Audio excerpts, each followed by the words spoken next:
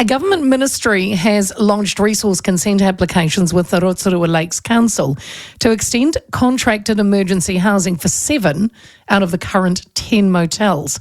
The Ministry of Housing and Urban Development, HUD, said it intended to stop referring people to contracted emergency housing from July 1 next year, as it wound down its ending of use of motels for emergency housing by the end of 2025.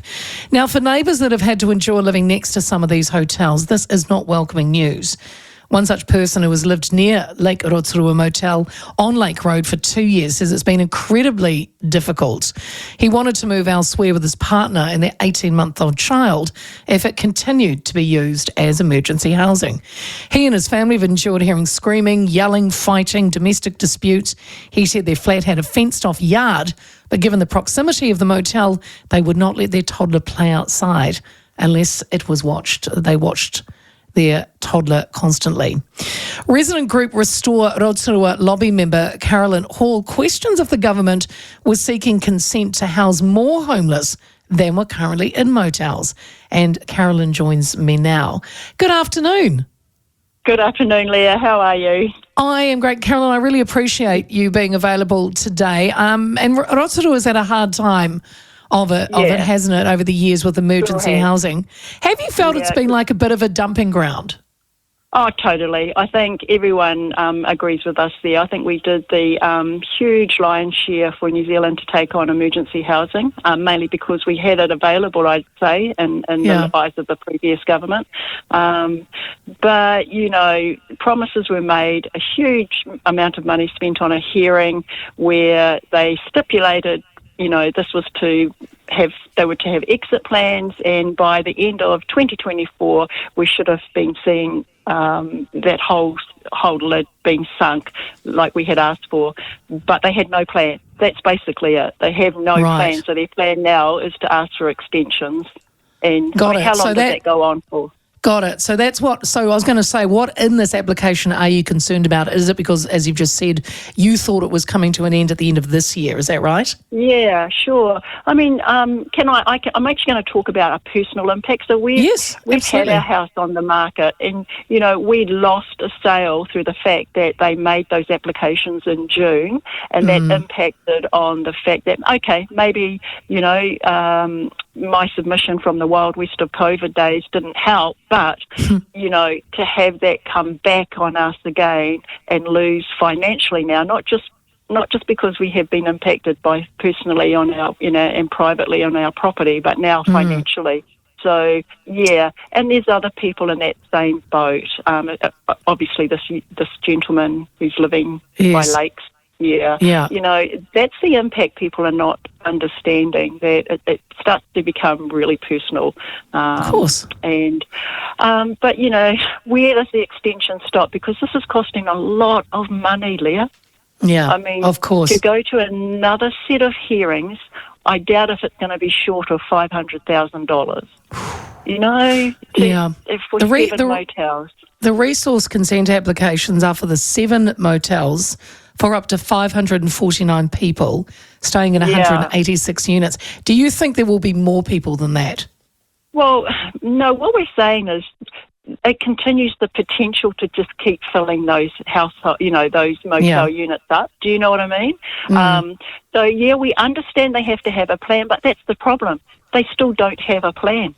And now they're going to blame National for saying, okay, we're going to put a hold on Kainga order builds. But come on, Leah, we've had a development sitting on Malfoy Road for nearly 3 years that hasn't utilised the potential on that ground. Do you know what I mean? So what we've had there now for the last 6 months are shipping containers.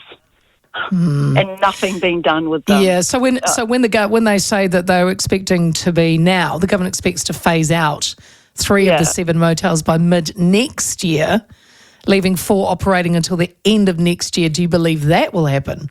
Well, you know, all credit to our local MP. He has stood up and put hand on heart and said that will happen.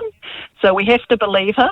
Okay. You know, Who's that? He's helped us. Is that Todd McClay? Tom McClay? Yep. Yeah, so he's been around a long time, and he has been a help to us in driving this and making sure it happens. I think he was blindsided as much as we were by the Ministry of Housing, but they soon put he soon helped us out, helped Rotorua out and saying, no, we're promising, we made some promises here. They all came to our town and put their hands on their hearts and promised that this would come to an end. But it's like anything, Leah, new government, But push down the pile.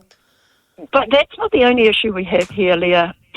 We've also got Ministry of Social Development. That's the other culprit in this for not, in terms of who they're bringing into town too. Now, we're calling them out too, to be honest, because at least MHUD are putting up their hand and saying, we're going to try. Yes. But nobody's looking at Ministry of Social Development and the special needs grant that they just willy-nilly throw out to anybody, and they can just move around the country as they see fit.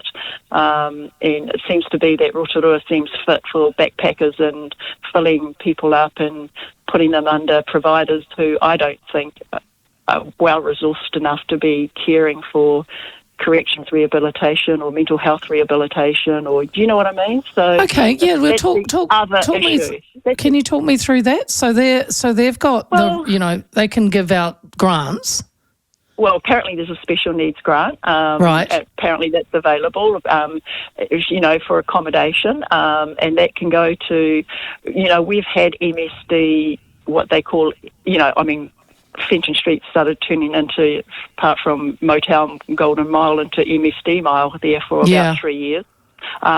So we all knew MSD was the culprit, really, in terms of sending people into Rotorua big time.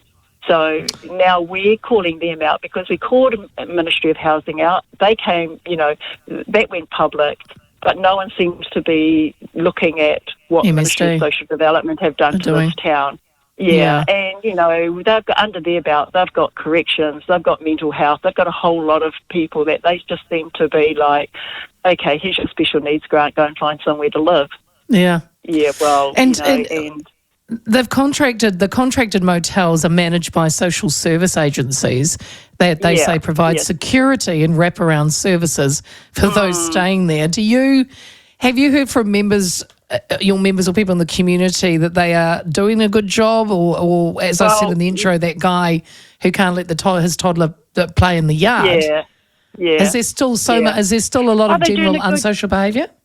Because there's only three main providers, which are, I'm going to put it out there, they're making a hell of a lot of money out of this. Oh, yeah. So, I would have concerns. There was one motel fairly close to where we live, not right on our boundary, but fairly close, and the neighbours had heaps of problems. Now, there was a community liaison group that was one of the conditions of having these motels under Ministry of Housing, and this neighbour, he continually had people jumping over his fence to the point that the motel put up barbed wire. Oh, my God.